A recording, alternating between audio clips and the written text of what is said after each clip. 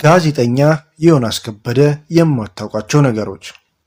ኢቢኤስ ቴሌቪዥን ሲነሳ ተወዳጅ ትዝታችን በኢቢኤስ የተሰኘው ዝግጅት፣ ይህም ዝግጅት ሲነሳ ደግሞ ተወዳጁ ጋዜጠኛ ዮናስ ከበደ አብሮ መነሳቱ አይቀርም። እንደውም ይህንን ዝግጅት በጭራሽ አይቼው አላውቅም የሚል ሰው ምናልባት ከተገኘ ምናልባትም ከዛሬ 6 ዓመት ከሀገር የወጣ ሊሆን ይችላል። እና ቅዳሜ ከሰዓት የተሰኘው ዝግጅት ላይ ግን እንደምናውቀው አፉን ሞልቶ መናገር ይቻላል። ነገር ግን ማንም ለመዝናኛው ዓለም ቅርብ የሆነ ሰውና ለዛ ያላቸውን ፕሮግራሞች ሁሉ ለዚህ ስም ፈጽሞ አዲስ አይሆኑም።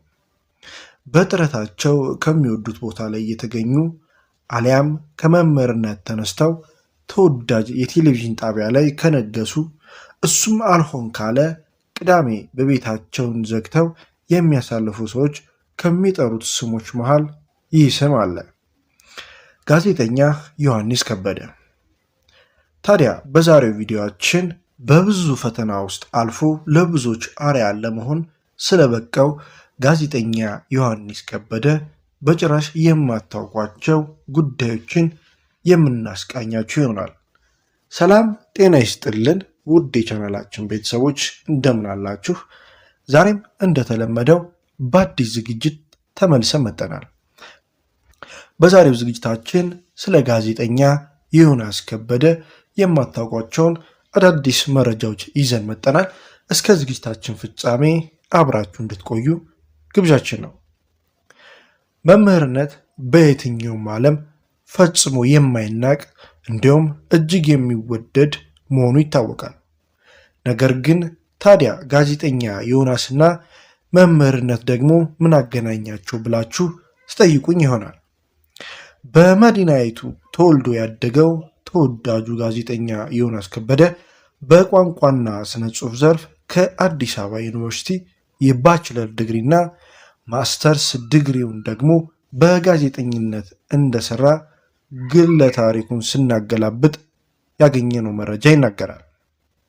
ታዲያ ጋዜጠኛው በተለያዩ የሀገሪቱ ክፍሎች ተዘዋውሮ የሚወደውን ጋዜጠኝነት ሙያ መከወን የቻለ ቢሆንም በአንድ ወቅት ግን በድሬዳዋ ከተማ በመምህርነት ማገልገሉ ራሱ ጋዜጠኛው በአንድ ወቅት መናገሩ ይታወሳል።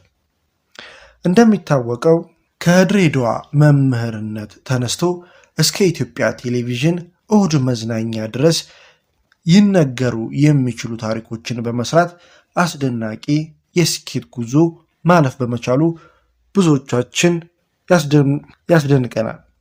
የበርካታ ዝነኞች ስም ሲነሳና ስለሰሩት ስራ ስላሳኩት ክብር ሲገለጽ አድናቂውና አጨብጫቢው አጃይብ የሚለው ብዙ ነው። ነገር ግን የትዳር ህይወታቸው ሲነሳና ምን ያህል ስኬታማ የትዳር ህይወት አለው ብሎ ሲጠየቅ ሆድ ይፍጆ ብሎ ዝም የሚለው ሰው ብዛት የሚናቅ አይደለም። ነገር ግን ጋዜጠኛ ዮናስ ከበደ የትዳር ህይወት ለብዙዎች ምሳሌ የሚሆንና የሚደነቅ መሆኑ በዙሪያ ያሉት ይናገራሉ። ይህ ተወዳጁ ጋዜጠኛ እጅግ የተመሰከረለት ትዳር መስርቶ በዚህም ትዳር 2 ልጆችን ማፍራት የቻለ ሲሆን የትዳር አጋሩ ቤተልሔም ትባላለች።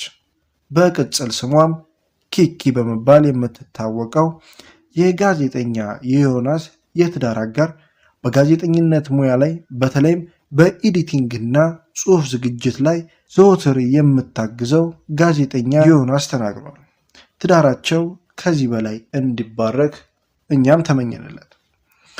ጋዜጠኛው በተወዳጁ የቴሌቪዥን ጣቢያ ተወዳጅነትን ያስገኘለትን በኢትዮጵያ ያለፈውን ዘመን ትዝታና ታሪክ ዙሪያ የሚያጠነጥን ትዝታችን በኢቢኤስ የተሰኘው ፕሮግራም ያቀርባል።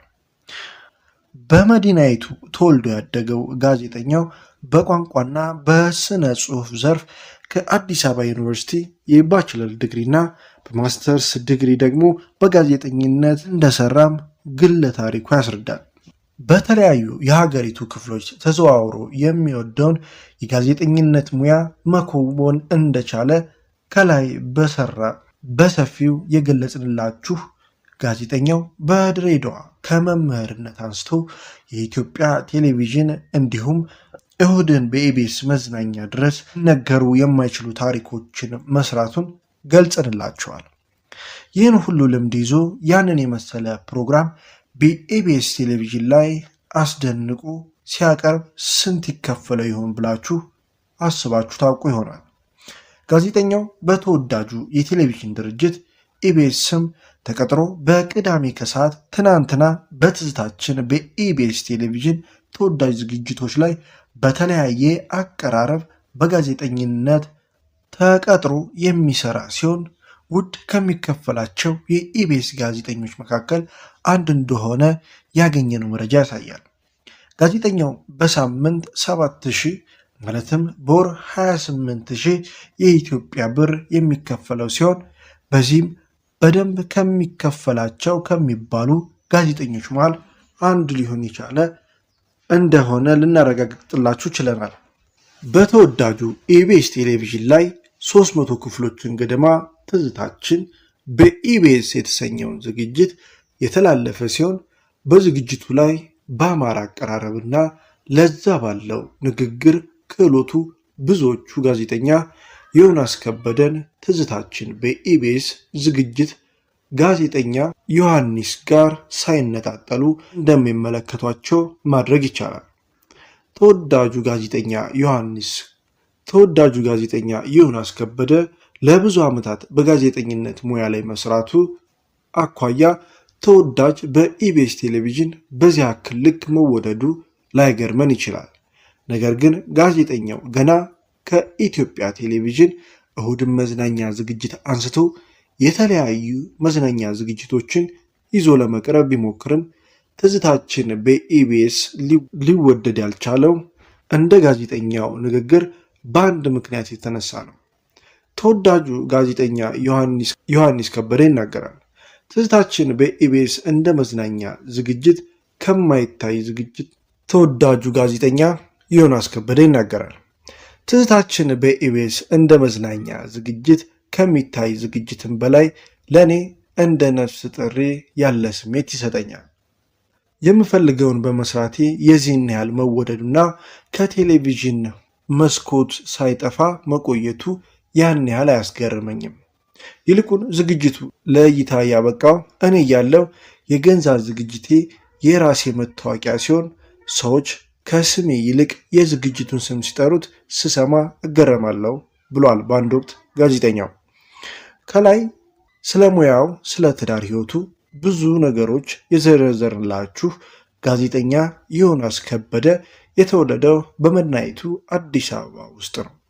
ብዙዎቻችሁ እንደምትገምቱትና በተወዳጁ ኢቢኤስ ቴሌቪዥን ላይ የተወዳጅነት ካተረፈላቸው ዝግጅቶች በመነሳት ብዙዎቻችሁ በመዲናይቱ መወለድና ማደጉ እምብዛም አዲስ ሊሆንላችሁ አይችልም።